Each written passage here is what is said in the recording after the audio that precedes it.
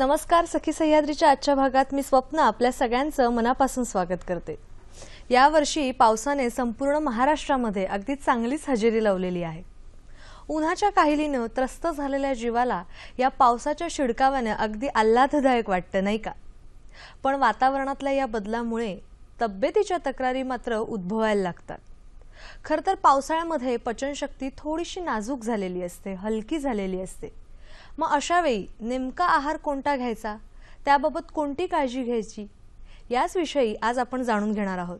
कारण जसा आहार तसा विहार, नाही का? बघूया आजचा विषय काय आहे ते. आजचा आपला विषय आहे पावसाळ्यातील आहार. आणि या विषयावर मार्गदर्शन करण्यासाठी, आपल्याशी चर्चा करण्यासाठी आपण आमंत्रित केलेले आहे आहार तज्ञ डॉक्टर सारिका सातव यांना. मॅडम नमस्कार. नमस्कार. सखी सह्याद्री कार्यक्रमात अतिशय मनापासून स्वागत करते. धन्यवाद. खरंच पावसाळा म्हटला की छान गरमागरम भजी आणि असा चहाचा किंवा कॉफीचा वाफाळता कप असं चित्र आपल्या डोळ्यासमोर येतं. पण आपल्या मनाची इच्छा आणि आपल्या शरीराची गरज यांची नेमकी सांगड घालता येणं फार गरजेचं आहे. तरच आपलं आरोग्य चांगलं राहील. आणि मग हीच सांगड नेमकी कशी घालायची याच विषयी आज आपण जाणून घेणार आहोत. तुमच्या मनातल्या शंका, प्रश्न आमच्यापर्यंत थेट येऊ द्या.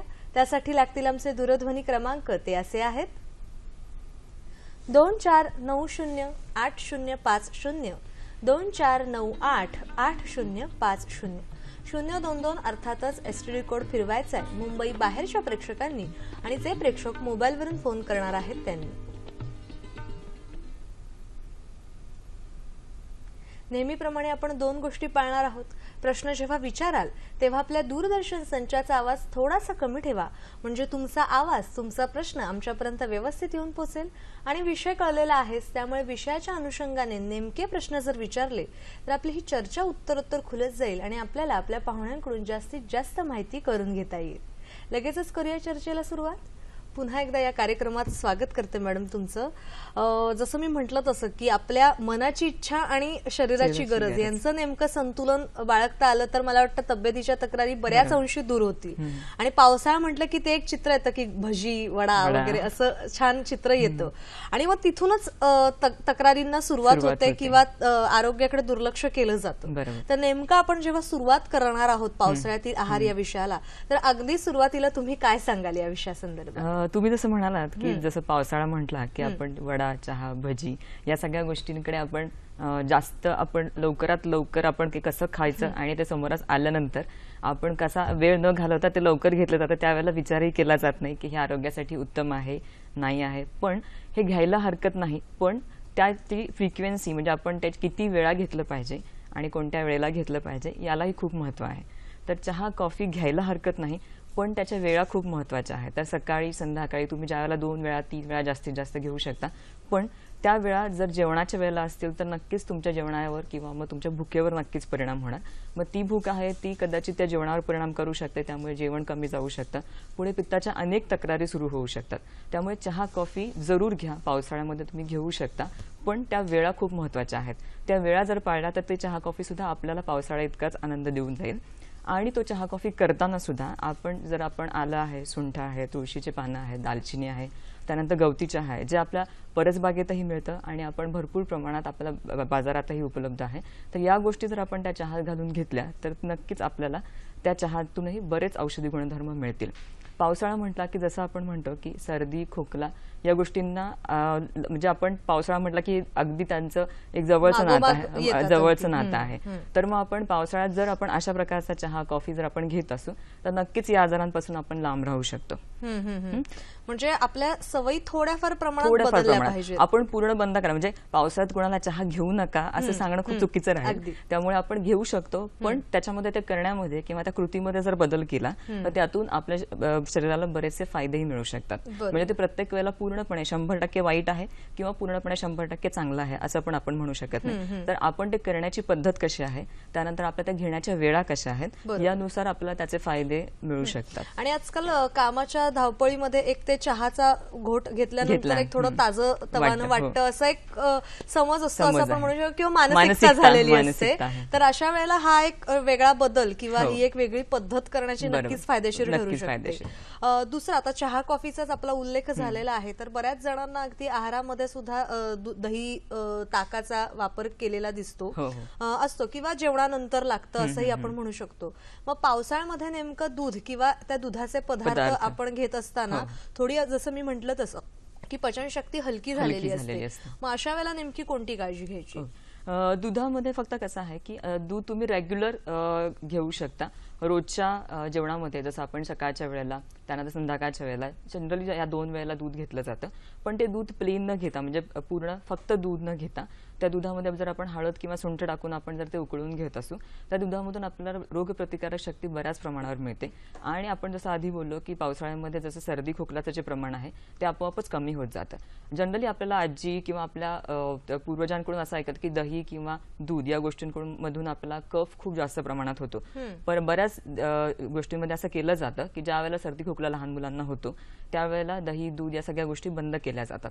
तर ते बंद करण्याऐवजी जर त्याच्यामध्ये दुधामध्ये त्या हळद किंवा सुंठ घालून जर आपण उकळवून देत असू आणि आपण जर ते रेग्युलर दिलं त्या दुधाचे चांगले गुणधर्म पण मिळतात, शिवाय त्या दुधामधून निर्माण होणारा कफही तो साठून राहत नाही शरीरामध्ये आणि रोगप्रतिकारक शक्ती चांगली राहते. कारण आपण हळद ही उत्तम प्रतिजैविक आहे. आपण जनरली जसं इन्फेक्शन झाल्यानंतर खूप सारे अँटीबायोटिक्स वापरले जातात, पण आपण जर दूध आणि हळद असं जर उकळून रोजच्या रोज घेत असू तर ते उत्तम प्रकारचं एक अँटीबायोटिकच आहे. खूप साऱ्या रोगांपासून आपल्याला त्याच्यामुळे बचाव होऊ शकतो. म्हणजे मुद्दा हाच आहे की आपण सवयीमध्ये थोडासा बदल केला किंवा करण्याच्या त्या पद्धतीमध्ये बदल केला तर नक्कीच पावसाळा सुद्धा छान आनंददायी असतो, पण आपलं आरोग्य सुद्धा खूप चांगलं राहू शकेल, नाही का? आणखीन जाणून घ्यायचे, पण कार्यक्रमातला पहिला फोन घेऊया आपण. शलाका गाडगे आपल्याशी बोलतायत कल्याणहून. नमस्कार मॅडम. मी शलाका गाडगे कल्याणहून प्रश्न विचारतेय की पावसाळ्यात. हा बोला. हा, माझा प्रश्न असा आहे की पावसाळ्यात हलका फुलका आहार घ्यावा आणि संध्याकाळच्या वेळी तर 4 घास कमी खावे असंच म्हणतात, तर हे खरं आहे का? आणि दुसरी गोष्ट म्हणजे पावसाळ्यात पालेभाज्या खाऊ नयेत, कारण पालेभाज्यांच्या मध्ये काही म्हणजे असं निघू शकतं, तर त्याचा आपल्या तब्येतीवर पण परिणाम होतो. तर पालेभाज्या खाऊ नयेत हे खरं आहे का? नाही, पालेभाज्या मॅडम पालेभाज्या खाऊ नयेत असं नाहीये, खाऊ शकता, पण त्याची स्वच्छता करून घेणं खूप महत्वाचं आहे. कारण पालेभाज्या तुम्ही म्हणता त्याप्रमाणे त्याच्यामध्ये बऱ्याच प्रमाणात घाण येऊ शकते, तर आपण ती स्वच्छ करून मग ती वापरणं खूप गरजेचं आहे. वारंवारता किंवा फ्रिक्वेन्सी थोडी कमी ठेवायला हरकत नाही, पण पालेभाज्या कोमट पाण्यामध्ये किंवा पोटॅशियम परमॅंगनेटच्या द्रावणामध्ये आपण जास्त प्रमाणात भिजवून त्यानंतर त्या वापरल्या तर त्याचा जास्त फायदा होईल, किंवा त्याच्यापासून जर आपल्याला काही अपाय होणार असेल तर तो होणार नाही. म्हणजे त्या पालेभाज्यांची स्वच्छता जास्त महत्वाची आहे. त्यामुळे खाऊ नये असं करण्यापेक्षा आपण ती जर व्यवस्थित स्वच्छ करून जर वापरली तर खाण्याला काही हरकत नाहीये. म्हणजे स्वच्छता महत्वाची, कारण पचनशक्ती जर आपण असं म्हणतोय की नाजूक झालेली असते तेव्हा पालेभाज्या हा एक उत्तम पर्याय होऊ शकतो. कारण कसं होतं की जंतू संसर्ग जास्त प्रमाणात होऊ शकतो जर आपण स्वच्छता बाळगली नाही तर. त्यामुळे मग तो जंतू संसर्ग कमी करण्यासाठी म्हणून आपण जर ती भाजी व्यवस्थित धुवून जर वापरली असेल तर मात्र हा प्रकार काही होत नाही. कारण जनरली कसं आहे की पावसाळा म्हटलं की आपण जसं मागे बोललो की चहा कॉफी किंवा वडा भजी या सगळ्या गोष्टी, तसंच पावसाळा म्हटलं की आपल्याला जुलाब आणि उलट्या या 2 गोष्टी त्याच्याबरोबरच येतात आणि या गोष्टी फक्त अस्वच्छतेतून येतात. कारण मग आपण जर घरामध्ये जर आपण ही स्वच्छता पाळत नसू तर कदाचित आपण घरातलं खाऊन सुद्धा या गोष्टींपासून आपल्याला त्रास होऊ शकतो. म्हणून आपण फक्त स्वच्छता बाळगली तर मग आता हिरव्या पालेभाज्या खायला काहीच हरकत नाही, पण फक्त ते स्वच्छता केल्यानंतरच, पण पूर्णपणे बंद कराव्यात असं मात्र नाही. बरोबर.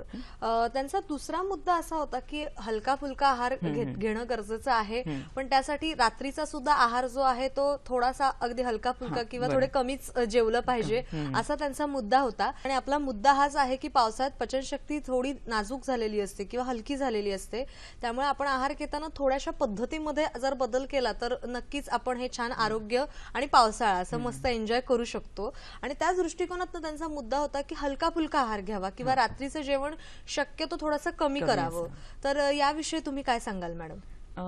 त्यांनी मानलेला मुद्दा अगदी बरोबर आहे की दिवसभरातलं जेवण जे आहे ते एका वेळेला जास्त न घेता आपण दिवसभरामध्ये ते विभागून घेतलं गेलं पाहिजे.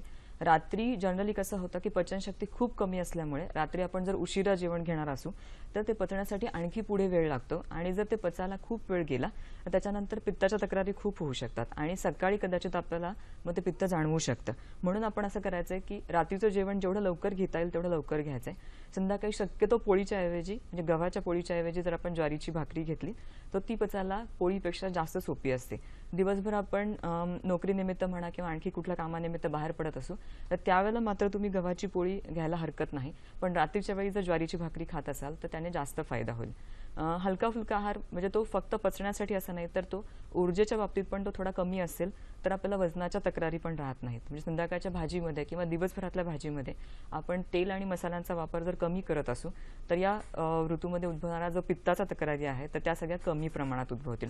म्हणजे एकूणच आपण तेल आणि मसाल्यांचा वापर भाजीमध्ये कमी करावा आणि त्याच्याबरोबरच जर रात्रीच्या जेवणामध्ये ज्वारीची भाकरी असेल तर त्याने जास्त फायदा होईल.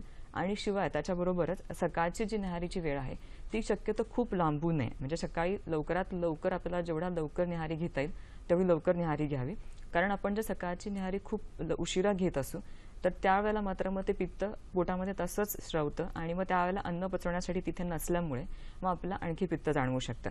आणि हे समजा 1 दिवस 2 दिवस असं झालं असेल तर ठीक आहे, पण जर आपण रेग्युलरली असं होत असेल तर त्या पित्ताच्या तक्रारी नंतर खूप त्रास देतात आणि तिथून पुढे गोळ्या औषधं हे सगळं सुरू होतं. पण त्याच्याऐवजी आपण जर जेवणाच्या वेळा पाळल्या तर त्यातून हे प्रकार उद्भवतच नाहीत. म्हणजे गोळ्या आणि औषधं यांची गरज पडतच नाही.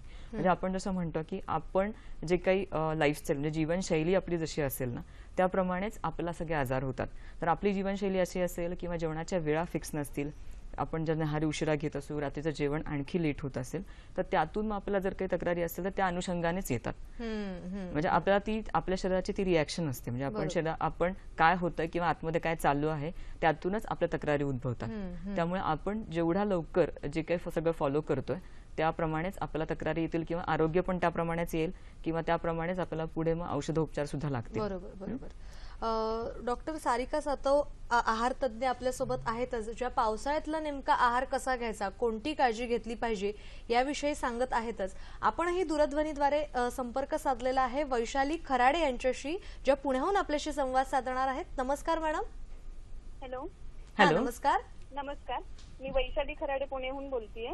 तर मला डॉक्टरांना असं विचारायचं आहे. हॅलो. हा बोला ना.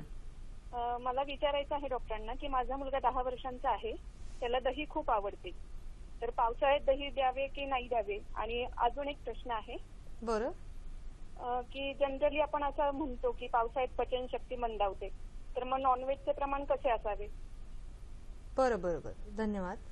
आपण मगाशी दूध आणि दुधाच्या पदार्थांचा उल्लेख केला होता आणि त्याच अनुषंगाने त्यांचा प्रश्न आहे की दही आवडते त्यांच्या लहान मुलाला, तर नेमकं काय काळजी घ्यायची? त्या दही जरूर देऊ शकतो, पण आपण मगाशी बघितलं त्याप्रमाणे त्या पदार्थांमध्ये आपल्याला बदल करून देणं गरजेचं आहे. म्हणजे दही आणि सर्दी खोकल्याचा खूप जवळचा संबंध आहे. म्हणजे असं होऊ शकतं की दही वारंवार खाल्ल्यामुळे वारंवार सर्दी खोकला होतो, तर आपण दही जरूर द्यावं, कारण लहान मुलांसाठी प्रथिनं खूप महत्त्वाची आहेत. प्रथिनं आपल्याला दूध, दुधाचे पदार्थ, डाळी आणि कडधान्य या सगळ्यांमधून मिळतात. तर दूध तर जरूर द्यावं, जसं आपण मगाशी बोललो की हळद किंवा सुंठे टाकून द्यावं. त्याचप्रमाणे दही देताना आपण मिरपूड टाकून देऊ शकतो. म्हणजे आपण रात्री विरजण घालताना मिरपूड घालू शकतो किंवा दही ऍक्च्युली त्या लहान मुलाला देताना आपण देऊ शकतो. तर दही आणि मिरपूड असं जर देत असू तर दह्यामुळे होणारा सर्दी खोकल्याचा त्रास बिलकुल होत नाही. बरं बरं. त्यामुळे ते दही बंद न करता पावसाळ्यामध्ये ते आपण रेग्युलर द्यावं. अगदी रोजच्या रोज दिलं तरी सुद्धा चालेल, पण शक्यतो त्याचा वापर दुपारच्या जेवणामध्ये करावा, शक्यतो रात्री देऊ नये. कारण मग दुपारच्या जेवणामध्ये दही दिल्याने सर्दी खोकल्याचा त्रास फारसा होणार नाही, कदाचित रात्री देण्याने होऊ शकतो. म्हणून मग आपण निरपूट टाकून अगदी रेग्युलर देऊ शकतो दही, आणि दह्याचं जर ताक करून दिलं तर त्याच्यापेक्षाही ते जास्त उत्तम राहील. आणि दही खाल्ल्याने फक्त रेग्युलर दही, जर पचनाच्या म्हणजे पित्ताची तक्रार जर खूप असेल तर दह्याच्या ऐवजी मात्र रेग्युलर ताक दिलं तर जास्त बरं पडेल. आणि आणखी दह्याच्या बाबतीत आणखी एक महत्वाची गोष्ट म्हणजे विरजण आपण जे लावतो किंवा मग जे दही वापरतो ते शक्यतो ताजं असावं. म्हणजे ते ताजं दही असेल तर त्याने त्रास कमीत कमी होईल. जर दही जास्त आंबट असेल किंवा ते खूप दिवसाचं असेल तर ते मग खूप जास्तीत जास्त आंबट होऊ शकतं आणि त्या आंबट दह्यामुळे कदाचित जास्त त्रास जाणवू शकतो. त्यामुळे दही जरूर द्या, पण फक्त ते ताजं असावं. म्हणजे रात्री दही लावून दुपारच्या जेवणामध्ये दुसऱ्या दिवशी दिलं तरी सुद्धा चालेल. त्याच दह्याचं तुम्ही ताक करू शकता किंवा त्या दह्यामध्ये तुम्ही मिरपूड टाकून अगदी रेग्युलर देऊ शकता. ते बंद करण्याची गरज नाही. आणि दुसरा प्रश्न मला असं वाटतं होता की मांसाहाराबद्दल होता. तर जनरली आता हा आषाढ महिना आहे तर श्रावणाच्या आधी जनरली मांसाहाराचं प्रमाण वाढतं किंवा आपण खाणार नाहीये नंतर, म्हणून आपण या महिन्यामध्ये कदाचित जास्त खातो किंवा जास्त वेळा खातो. तर मांसाहार घेऊ शकतो, पण त्याचं प्रमाण आठवड्यातून जास्तीत जास्त 2 किंवा 3 वेळेला असावं. आणि शक्यतो रात्री घेऊ नये, कारण आपण जेव्हा रात्री खातो त्यावेळेला त्या मांसाहाराला पचायला पुढचे 10 ते 12 तास लागतात. आणि मग ते पुढचे 10 ते 12 तास आहे ते जर आपण झोपणार असू तर त्यावेळेला पचनशक्ती खूप कमी असते. त्यामुळे मांसाहार जरूर घ्यावा, पण तो शक्यतो दुपारच्या जेवणात असावा, रात्रीच्या जेवणात असू नये. आणि करताना शक्यतो तेलांचा आणि मसाल्यांचा वापर खूप कमी करावा. कारण जनरली कसं होतं की मांसाहारामुळे त्रास होत नाही, पण ते बनवताना आपण जे तेल आणि मसाले वापरतो तर त्याच्यामुळे जास्त त्रास जाणवू शकतो. म्हणजे खूप जणांना जाणवलं असेल की मांसाहार घेतल्यानंतर खूप सारी ऍसिडिटी किंवा अपचनाच्या तक्रारी खूप होतात. तर आपण फक्त असं करू शकतो की घेऊ शकतो, पण बनवताना तेल मसाल्यांचा वापर किंवा गरम मसाल्यांचा वापर कमीत कमी करावा, साध्या पद्धतीने बनवावा आणि शक्यतो दुपारच्या जेवणामध्ये खावा. आणि मटण शक्यतो पचण्यासाठी थोडंसं जड आहे, त्यामुळे चिकन घेऊ शकतात, मासे घेऊ शकतात, पण परत तेच की बनवताना तेलाचा वापर किंवा तळून काढून किंवा फ्राईड जे पद्धत आहे बनवण्याची नॉनव्हेजची तशी शक्यतो नको. आपण वेगळ्या पद्धतीने त्याच्यामध्ये तेल आणि मसाल्यांचा वापर खूप कमी करू शकतो, अशा वेळेला घ्यावा ते. म्हणजे एक वेगळी चव सुद्धा येईल आणि आरोग्याची काळजी सुद्धा आणि आवडीप्रमाणे मांसाहार घेता पण येईल. बरोबर. एक फोन आलेला आहे तो आपण घेऊया. सविता कुलकर्णी आपल्याशी बोलतात लातूरहून. नमस्कार मॅडम. हो, मी सविता कुलकर्णी बोलते लातूरहून. नमस्कार मॅडम. नमस्कार. माझा प्रश्न असा आहे की पावसाळ्यात सकाळच्या न्याहारीसाठी जर गाईचं दूध घेतलं तर ते चालेल का? बरं, धन्यवाद. दुधाचे नेमकी दूध घेताना काय काळजी घ्यायची हे तुम्ही सांगितलं, पण असं आहे की म्हशीचं दूध जे असतं ते गाईच्या दुधापेक्षा थोडं जड असतं पचायला, त्यामुळे मग न्याहारीसाठी गाईचं दूध घेतलं तर चालू शकेल का, असा त्यांचा प्रश्न. बरोबर. पण हे कसं होतं की व्यक्तिपरत्वे थोडंसं बदलू शकतं. कारण कसं आहे की आपण कोणत्या व्यक्तीसाठी आपण ते वापरतोय ती न्याहारी त्याच्यावर हे बरंचसं अवलंबून आहे. म्हणजे जर आपण साधारण 30 वर्षाच्या पुढे किंवा 25 वर्षाच्या पुढे आहे, बसून काम आहे आणि वजन थोडंसं जास्त आहे किंवा वजन आटोक्यात आहे, तरी सुद्धा त्यावेळेला मात्र गाईचं दूध वापरायला हरकत नाही. पण जर लहान मुलं असतील आणि त्यांचं वजन खूप कमी आहे, जे खूप अंगमेहनतीचं काम करतात, त्यांच्यामध्ये म्हशीचं दूध वापरायला हरकत नाही, पण ते शक्यतो साय काढून वापरावं. म्हणजे पूर्णपणे म्हशीचं दूध अगदीच वाईट आहे आणि ते घेऊ नये असं नाही, पण आपण ते कुणासाठी वापरतोय याच्यावर ते बरंचसं अवलंबून आहे. त्यामुळे लहान मुलांसाठी देत असाल आणि तब्येत खूपच बारीक असेल आणि जी मोठी माणसं जी अंगमेहनतीचं काम खूप करतात आणि विशेष म्हणजे बाकी काही तक्रारी नाही आहेत, म्हणजे जसं हृदयरोग आहे किंवा मग डायबिटीस आहे किंवा आणखी जे काही आपण बाकी जर काही अजून आरोग्याचे जर तक्रारी असतील तर त्या अनुषंगाने याच्यामध्ये बदल केला पाहिजे. हृदयरोगाशी संबंधित असेल, जर मेडिसिन्स चालू असतील तर मात्र शक्यतो गाईचंच दूध घ्यावं. आणि जर काही तसं नसेल आणि अंगमेहनतीचं काम खूप असेल तर तुम्ही म्हशीचं दूध घेऊ शकता, पण शक्यतो दोन्ही दूध साय काढून घेतली तर जास्त फायदा होईल. आणि मला वाटतं हा जो मुद्दा आहे म्हणजे पावसाळ्यामध्ये आहाराची ही काळजी घेतलीच पाहिजे ह्या दुधाच्या बाबतीत पर्टिक्युलरली, पण हे आपण इतर वेळेला सुद्धा नक्कीच आपण हे करू शकतो, नाही का? म्हणजे अगदी फक्त पावसाळ्यासाठी असं नाही, पण आपण अगदी पूर्ण वर्षभर जरी असं हे केलं तरी सुद्धा काही हरकत नाही. नक्कीच, म्हणजे शरीराला सुद्धा सवय होते आणि त्या अनुषंगाने मग, कारण म्हशीचं दूध आपण जर रेग्युलर वापरत असू आणि आपल्या जर हालचाली नसतील किंवा आपले कसलेही कष्ट नसतील तर त्या म्हशीच्या दुधामधून येणारी जी चरबी आहे ती आपल्या शरीरामध्ये साठत जाते आणि मग त्यातून येणाऱ्या तक्रारी मग पुढे मग कोलेस्ट्रॉल वाढलेला आहे किंवा आणखी काय तक्रारी, वजन आहे, मग त्यामुळे ते कसं की ते एका दिवसाने होत नाही. तुम्ही वर्षानुवर्ष किंवा खूप दिवसापासून ज्या तुमच्या सवयी आहेत त्यातूनच हे सगळ्या तक्रारी अगदी, येत अगदी, राहतात. हां. त्यामुळे मला वाटतं ही काळजी आपण, कारण का आजकाल इतकं कामाचं एक व्यापक स्वरूप आहे की स्वतःला वेळ द्यायला वेळच नसतो, हो. व्यायाम करायला वगैरे. त्यामुळे ह्या अशा खाण्याच्या पद्धतीमधनं सुद्धा आपण आपल्या शरीराची काळजी घेऊ शकतो, केवळ पावसाळ्यापुरती नाही तर इतर पूर्ण वर्षभर हो, सुद्धा, नाही बरोबर. का? आणि मला याच्यातून आणखी एक या माध्यमातून सांगावंसं वाटतं की आता वजन आणि ह्या गोष्टी तुम्ही ज्या बोललात ना, किंवा त्याच्याबद्दल आणखी एक की आपण म्हणजे आहार किंवा डाएट हा विषय हा त्याच्याशी खूप महत्वाचा रिलेटेड आहे, पण ती काही जादू नाही किंवा एका रात्रीत होण्यासारखं काही नाहीये. त्यामुळे त्याच्या बरोबरीने म्हणजे जे काही आहार काम करतो ते तुमचं 50% काम करणार आणि उरलेलं 50% तुमची जीवनशैली किंवा लाईफस्टाईल आहे आणि तुमची फिजिकल ऍक्टिव्हिटी, म्हणजे तुम्ही शारीरिक कष्ट किती करताय. म्हणजे तुम्ही किती ठरवलं तरी पण जर तुम्ही शारीरिक कष्ट काहीच नसतील तर मात्र फक्त डाएटनी कशावरही फरक पडत नाही. आणि तुम्ही फक्त शारीरिक कष्ट करत असाल आणि जर तुम्ही खाण्याच्या जर काहीच सवयी फॉलो करत नसाल तर त्यानेही फरक पडणार नाही. म्हणजे ते हे दोन्ही गोष्टी आहेत त्या एकमेकांबरोबरच झाल्या पाहिजेत, त्या कुठल्याही एका गोष्टीने फायदा होत नाही. बरोबर बरोबर. आणि ही मला वाटतं खूप महत्वाची गोष्ट तुम्ही ते सांगितलेली आहेत. आपल्याला एक फोन आलेला आहे, तो आपण घेऊया. वैशाली आपल्याशी बोलतात नाशिकहून. नमस्कार मॅडम. हा नमस्कार. बोला. हा आपला टीव्ही सेटचा आवाज कमी ठेवा आणि सलग प्रश्न विचारा मॅडम. हो हो. हॅलो. हा बोला. हा माझं वजन आहे 75. अच्छा. वजन आहे 75, तर काय आहार घ्यायला पाहिजे या दिवसामध्ये? आपलं वय कळेल का? हा 30. बरं बरं बरं, ठीक आहे. 30 वर्ष वय आहे आणि 75 किलो वजन आहे. जसं तुम्ही म्हणालात तसं की डाएट आणि शरीराचे व्यायाम ह्या दोन्ही गोष्टी एकत्र जर तुम्ही व्यवस्थित केल्या तरच मला वाटतं वजन सुद्धा आटोक्यात येऊ शकतं. आणि आजकाल ही तक्रार आहे वजन वाढीची खरं तर आपला विषय आहे खरं तर पावसाळ्यातला आहार, पण अगदी थोडक्यात तुम्ही काय सांगाल त्यांना? आता जर वजन 75 किलो असेल तर जनरली आपल्याला त्यांची उंची माहिती हवी होती, म्हणजे आपल्याला त्यांचा वजन कोणत्या ग्रेडमध्ये आहे ते आपल्याला कळू शकलं असतं. पण एक जनरल असं आहे की सगळ्यात महत्वाचं म्हणजे शारीरिक कष्ट काहीतरी सुरू झाले पाहिजे, म्हणजे व्यायामाचा एक कुठला तरी प्रकार सुरू झाला पाहिजे आणि तो कंपल्सरी म्हणजे अगदी नियमितपणे आठवड्यातले 7ही दिवस 30 ते 45 मिनिटापेक्षाही जास्त हवा. म्हणजे आपण जर 30 मिनिटापेक्षाही आधी व्यायाम संपत असू तर त्याचे फायदे जास्त होत नाहीत. त्यामुळे कंपल्सरी तो 45 मिनिटापर्यंत तो व्यायाम झाला पाहिजे. आणि त्या व्यायामाबरोबर जेवणातले काही आपण पथ्य सुरू करूयात की त्याच्यामध्ये आपण असं आहे की सगळ्यात महत्त्वाचं म्हणजे जेवणातलं तेलाचं प्रमाण तुम्ही किती आहे ते स्वतः अगदी चेक करा की आपण किती प्रमाण वापरतो जेवणामध्ये तेलाचं.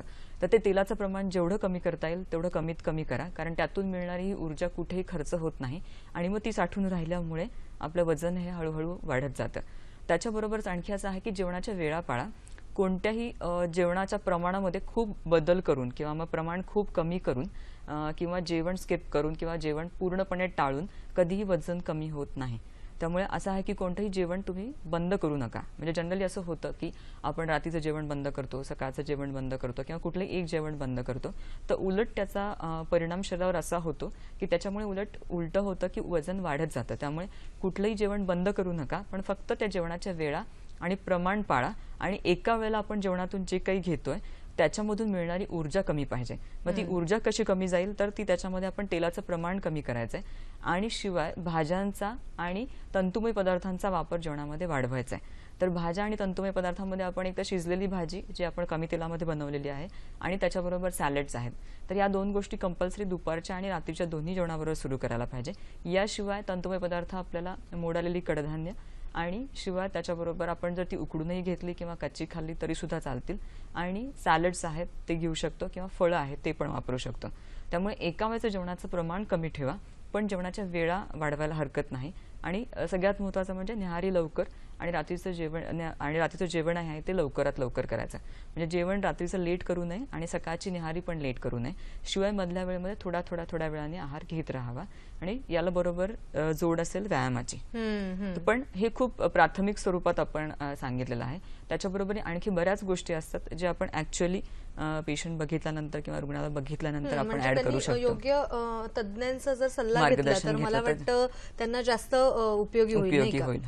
आता आपल्या मुद्द्याकडे येऊया की पावसाळ्यातील आहार घेताना जसं तुम्ही मगाशी म्हणालात तसं की पालेभाज्या खाणं चांगलंच आहे, कारण का पचनशक्ती हलकी झालेली असते, फक्त स्वच्छता खूप महत्वाची आहे.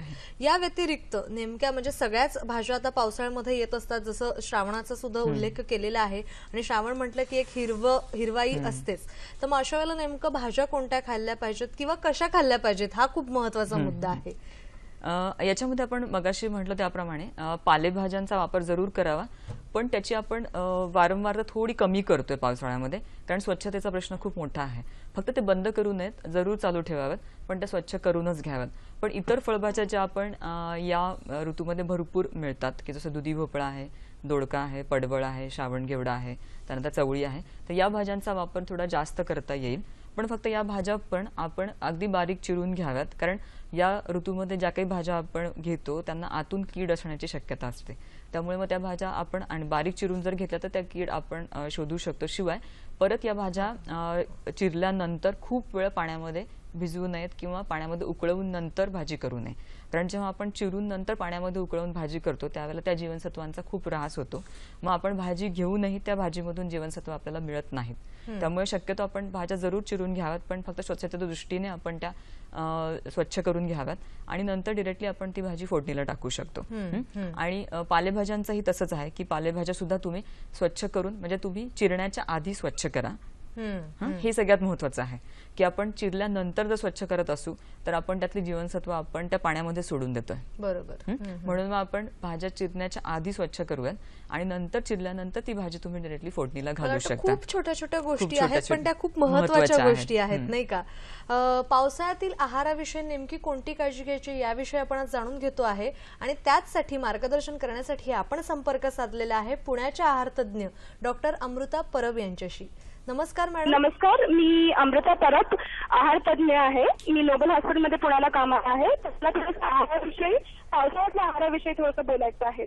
बोला ना. आपलं या कार्यक्रमात स्वागत करते. आणि एकंदरीतच जसं असतं की पावसाळ्यामध्ये पचनशक्ती हलकी झालेली असते आणि त्यावेळी नेमकी कोणती काळजी घेतली पाहिजे याविषयी आज आम्ही जाणून घेतोय. आपलं सुद्धा मत तितकंच महत्वाचं आहे. काय सांगाल मॅडम? हो, बरोबर. जसं तुम्ही म्हणाला, पावसाळ्यात पचनक्रिया आपली थोडीशी वीक असं आपण म्हणतो, किंवा आपण असं म्हणतो की इम्युनिटी किंवा प्रतिकारशक्ती आपण पावसाळ्यात थोडीशी कमी बघतो. म्हणून हे व्हायरल इन्फेक्शन असो किंवा सर्दी खोकला हे आपण जास्त बघतो या सीझनमध्ये. स्पेसिफिकली मुलांमध्ये असून दे किंवा वयस्कर लोकांमध्ये किंवा रेग्युलर जे ऑफिसमध्ये किंवा क्राऊडेड प्लेसेसमध्ये जे जागांमध्ये जातात त्यांच्यामध्ये आपण हे जास्त बघतो. तर मला असं सगळ्यात महत्वाचं म्हणायचं आहे की प्रतिकारशक्ती वाढवण्यासाठी सगळ्यात महत्वाचं म्हणजे जीवनसत्व क म्हणजे व्हिटॅमिन सी ह्याचा वापर भरपूर प्रमाणात झाला पाहिजे जेवणामधून. सर्व प्रकारच्या भाज्या, रंगीत भाज्या, हिरवे पालेभाज्या स्वच्छ धुवून, फ्रूट्स, सगळ्या प्रकारचे फळं, रंगीत फळं हे आपण दिवसातून ऍटलिस्ट 3 ते 4 पोर्शन हे घेतलेच पाहिजे. हे आपण सगळ्यात महत्वाचं लक्षात ठेवायचं. दुसरी गोष्ट असं आहे की पाण्याचं प्रमाण, आपण द्रव पदार्थाचं प्रमाण भरपूर ठेवायचं आहे. कारण एक असं होतं की कारण पाऊस पडतो किंवा थोडंसं वातावरण थंड झाल्यामुळे आपण पाणी अवॉइड करतो किंवा लिक्विड्स आपण अवॉइड करतो. तर हे मला सगळ्यांना सांगायचंय की महत्वाचं म्हणजे दिवसभरातून किमान 30 लिटर पाणी हे आपण घेतलंच पाहिजे. म्हणजे आवर्जून आपण मोजून बॉटल हे आपलं घेतलंच पाहिजे की लिक्विड इंटेक आपण इंटॅक्ट ठेवायचंय. तिसरी गोष्ट मला असं सांगायचं आहे की आपण या सीझनमध्ये आपण बघतो की दही, ताक आपण अवॉइड करतो, कारण घाबरून की हे आंबट असेल किंवा आंबट असल्यामुळे सर्दी खोकला कफ कंजेशन वाढेल. ते असं नाही आहे. मला असं सांगायचं आहे की दही, ताक वगैरे जे आहे आपण ते रूम टेम्परेचरवर आणि ताजं लावलेलं असतं. ताजं आत्ताच म्हणजे रात्री सेट करून फ्रीजमध्ये न ठेवता लगेच सकाळी त्याला कन्झ्युम करायचंय. तर हा आपण प्रयत्न करायचा आहे. म्हणजे दही, ताकाचा उपयोग आपण ह्याप्रमाणे करू शकतो. आणि दर 3 तासांनी जेवायचंय. म्हणजे एक मील, एक जेवण कमी, पण दर 3 तासांनी आपलं एनर्जी आपण जे इंटेक आहे हे आपण नक्कीच मेंटेन करायचं. म्हणजे स्मॉल फ्रिक्वेंट मील, म्हणजे लॉंग गॅप नाही. सगळ्या लिस्नर्सला मला असं सांगायचं की शक्यतोवर बाहेर खाणं अवॉइड करा, फ्राईड फूड अवॉइड करा. कारण कसं असतं, इन्फेक्शन स्प्रेड, कारण इम्युनिटी कमी असल्यामुळे थोडे इन्फेक्शन आपण सहन करू शकत नाही आहोत. म्हणून शक्यतोवर बाहेरचं खाणं आपण अवॉइड करायचंय. असं हे काही टिप्स मी लिस्नर्सना देणार. धन्यवाद मॅडम, आपण या कार्यक्रमात सहभागी झालात त्याबद्दल सखी सह्याद्री परिवारातर्फे मनापासून धन्यवाद. हो, थँक्यू सो मच. आपलाही मुद्दा हाच होता की दूध किंवा दुधाचे पदार्थ जे आहेत ते खाताना नेमकी कोणती काळजी घेतली पाहिजे याविषयी त्यांनी सांगितलेलं आहे. भाज्यांचं प्रमाण वाढवलं पाहिजे आणि त्यांनी एक मुद्दा सांगितला की पाणी खूप घेतलं पाहिजे, कारण का थोडं वातावरणात थंडावा आल्यामुळे पाणी पिण्याचं प्रमाण आपलं कमी होतं उन्हाळ्याच्या मानाने. कारण उन्हाळ्यात कसं की आपल्याला रिक्वायरमेंट जाणवते, बरोबर, म्हणजे आपल्याला जाणवू शकतं की हा आपल्याला तहान लागली, आपण आता पाणी घ्यायला हवं. पण या ऋतूमध्ये असं होतं की ती रिक्वायरमेंट आपल्याला जाणवत नाही, तेवढी तहान आपल्याला लागत नाही. पण त्यावेळेला असं उलट होऊ शकतं की आपली उलट आपण त्यावेळेला घेतो पण या ऋतूमध्ये एकदम पाण्याचं प्रमाण कमी होऊ शकतं. बरोबर. म्हणून आपण आवर्जून आपण स्वतः चेक केलं पाहिजे की आपण किती घेतोय आणि त्यानुसार मग आपल्या प्रमाणामध्ये आपण ऍडजस्टमेंट केल्या पाहिजे. तर फक्त पाणी असं नाही तर टोटल लिक्विड इंटेक. आपल्याला एक फोन आलेला आहे तो आपण घेऊया. वंदना कांबळे आपल्याशी बोलतायत नवी मुंबईहून. नमस्कार मॅडम. हॅलो. नमस्कार, बोला. हा हॅलो, मी वंदना कांबळे बोलते नवी मुंबई वाशीवरून. हा बोला. हा मी वंदना कांबळे बोलते. आपला प्रश्न विचारा मॅडम. कांबळे. हा वंदना चंद्रकांत कांबळे नवी मुंबईवरून बोलते. मला जरा डायबिटीसचा त्रास आहे, शुगरचा त्रास आहे आणि मला नॉनव्हेज आवडतं. ते कशा प्रमाणात मी खाल्लं पाहिजे? बरोबर. आणि मला सोयाबीनची भाजी पण फार आवडते. ती कशी आहे आरोग्यासाठी? मला फार आवडते ती भाजी. बरोबर, धन्यवाद. मला वाटतं नॉनव्हेज कसं खायचं याविषयी मॅडम तुम्ही सांगितलेलं आहेच, पण अगदी थोडक्यात पुन्हा एकदा काय सांगा. त्यांनी सांगितलं की त्यांना डायबिटीसचा त्रास आहे. तर मग डायबिटीसचा त्रास आहे तर तुम्ही नॉनव्हेज खाऊ शकता, पण शक्यतो मटण नाही, म्हणजे ज्याच्यामध्ये चरबीचं प्रमाण जास्त आहे त्यामुळे मटण नाही. पण चिकन आणि मासे तुम्ही खाऊ शकता. पण मी मगाशी सांगितल्याप्रमाणे बनवण्याची पद्धत जी आहे ती बनवण्याची पद्धत जी कमी तेलामध्ये बनवावी. म्हणजे ऍक्च्युली नॉनव्हेजचा प्रॉब्लेम नाही, पण ते बनवताना जे तेल आणि बरेचसे मसाल्यांचा वापर किंवा इतर खोबरं किंवा शेंगदाणे या सगळ्या गोष्टींचा वापर केला जातो, त्याच्यामुळे ऍक्च्युली त्या नॉनव्हेजचा जास्त त्रास होतो. कारण चिकन आणि मासे याच्यामध्ये तेलाचं प्रमाण खूप कमी किंवा स्वतःच्या चरबीचं प्रमाण कमी आहे. त्यामुळे तुम्ही जर ते कमीत कमी तेलामध्ये बनवलं तर त्याचे फायदे जास्त होतात. पण आपण बनवतानाच जर त्याच्यामध्ये तेलाचं प्रमाण जास्त घातलं तर त्या नॉनव्हेजमुळे मग ऍसिडिटीचा त्रास आणि मग पुढे जाऊन कोलेस्ट्रॉलचा त्रास हे सगळं वाढू शकतं. आणि त्यांनी आणखी एक प्रश्न विचारला, सोयाबीनची भाजी खूप आवडते आणि सोयाबीन मला वाटतं पौष्टिक आहे. त्यांनी वयाचा उल्लेख नाही केलेला, पण फक्त सोयाबीन जरूर खावं. पण सोयाबीन बनवताना बऱ्याचशा गोष्टी आहेत की ते सोयाबीन बनवताना अगदी जरूर पाळल्या गेल्या पाहिजेत. कारण सोयाबीन खूप न्यूट्रिशियस फूड आहे. म्हणजे आपण जसं नॉनव्हेज मधून आपल्याला बऱ्याचशा गोष्टी मिळतात तसंच सोयाबीन हे व्हेजिटेरियन लोकांसाठी एक वरदान आहे असं आपण म्हणू शकतो. कारण आपण B12 किंवा ब जीवनसत्व जे आहे की जे B12 म्हणतो आपण, तर ते जनरली नॉनव्हेज मधूनच मिळतं. पण जे लोक पूर्ण शाकाहारी आहेत, जे अजिबातच नॉनव्हेज खात नाहीत, अंडी सुद्धा खात नाहीत, त्यांच्यासाठी सोयाबीन हे खूप इम्पॉर्टंट आहे. म्हणजे आपण बाकी काही नॉनव्हेज खात नसलो तरी जर सोयाबीन खात असू तर ती B12 डेफिशियन्सी आपल्याला कधीच येत नाही.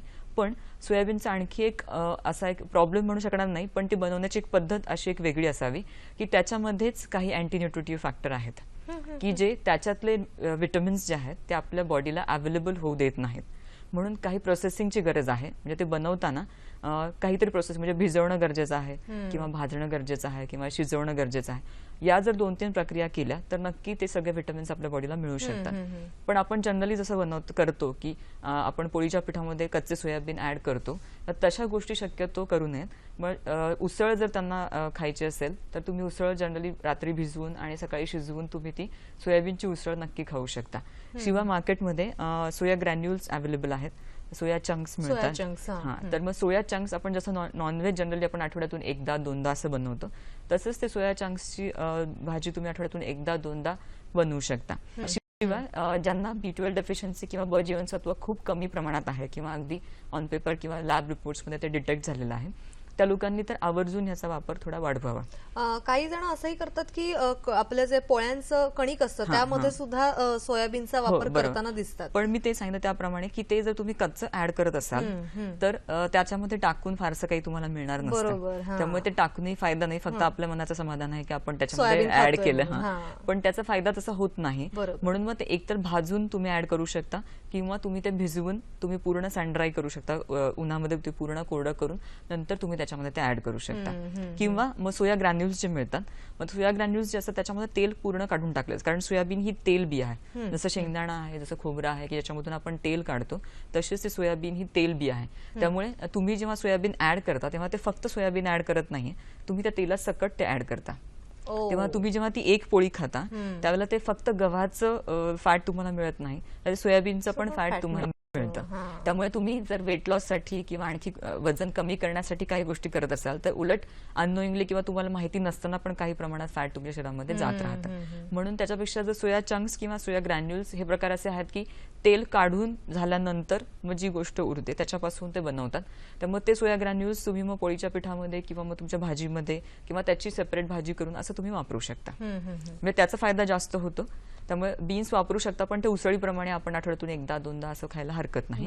आणि ग्रॅन्युल्स तुम्ही रोजच्या डाळीमध्ये, भाजीमध्ये, सूपमध्ये असं रेग्युलर वापरलं तरी सुद्धा हरकत नाही. आणि शिवाय आपण ज्याच्यामध्ये मिक्स करतोय त्याच्यामुळे त्याची चव बदलत नाही. म्हणजे असं सेपरेट आठवड्यातून एक दिवस आवर्जून भाजी करायची असं नाहीये. तर तुम्ही ते कोणत्याही प्रिपरेशन मध्ये त्या प्रिपरेशन मध्ये आपण ते काळजी घेतली पाहिजे, भिजवून किंवा भाजून घेऊन मगच त्याचा वापर केला पाहिजे. म्हणजे जर दाणे वापरत असू तर जर तुम्ही ग्रॅन्युल्स वापरत असाल तर तुम्ही ते डायरेक्टली वापरू शकतो आपण ते. आपल्याला एक फोन आलेला आहे तो आपण घेऊया. सुनील खानविलकर आपल्याशी बोलतायत बोरिवलीहून. नमस्कार सर. हॅलो. हा नमस्कार, बोला. नमस्कार मॅडम, मला असं विचारायचं आहे, पावसाळ्यामध्ये ज्या रानटी भाज्या येतात. बरं. हॅलो, हा बोला बोला. पावसाळ्यामध्ये ज्या रानटी भाज्या येत असतात तर त्याचा आहारात कशा प्रकारे उपयोग करावा, आणि तसेच दुग्धजन्य पदार्थ जे असतात म्हणजे जे पॅक केलेले, तर त्याचा उपयोग म्हणजे आहारात आणला तर चालतो काय? बरं बरं, धन्यवाद. रानटी भाज्यांचा वापर आहारात कसा केला पाहिजे पावसाळ्यामध्ये? रानटी भाज्या किंवा त्या ज्या भाज्या आहेत तर ज्या ऋतूमध्ये येत आहेत तर तो ऋतूच असा आहे की त्या भाज्या त्या ऋतूमध्ये येतात, म्हणजे त्या उलट निसर्गानेच तुम्हाला दिलेल्या आहे. म्हणजे सीझनल जे जे काही आहे ते आपण जरूर खाल्लं पाहिजे. अगदी. त्यामुळे रानटी भाज्या खायला हरकत नाही, अगदी जरूर खाव्यात. फक्त आपण म्हटलं त्याप्रमाणे तेलाचा वापर नेहमीच कमी हवा. तो फक्त पावसाळ्यापुरता नाही, मला वाटतं पूर्ण वर्षभर. आपण मगाशी म्हटलो तसं की अशी छोट्या छोट्या गोष्टींनी काळजी आपण घेतली तर नक्कीच आपल्या आरोग्याची काही तक्रार उद्भवणार नाही. आणि त्यांचा दुसरा असा मुद्दा होता, आपण म्हणजे दूध, दही, ताकाबद्दल तर बोललेलो आहोत, किंवा इतर जे दुग्धजन्य पदार्थ असतात म्हणजे चीज वगैरे आपण म्हणू शकतो, तर त्यांचा वापर पावसाळ्यात कसा करायचा आहारामध्ये? बरं, त्यांनी मला वाटतं पॅकेटच्या गोष्टी वापरू की नाही असं असा प्रश्न आहे. तर पॅकेटच्या गोष्टी आहेत त्या वापरू शकता, जरूर वापरू शकता. कारण आणि त्यातल्या त्यात जर तुम्हाला ते डायबिटीज आणि कोलेस्ट्रॉल या गोष्टी असतील तर पॅकेटमध्ये तुम्हाला मेन्शन्ड असतं सगळं. म्हणजे त्याच्यामध्ये तुम्हाला जर तुम्ही एवढं घेतलं तर त्याच्यातून तुम्हाला किती प्रमाणात ऊर्जा मिळेल, किती प्रमाणात फॅट मिळेल, ह्या सगळ्या गोष्टी मेन्शन्ड असतात.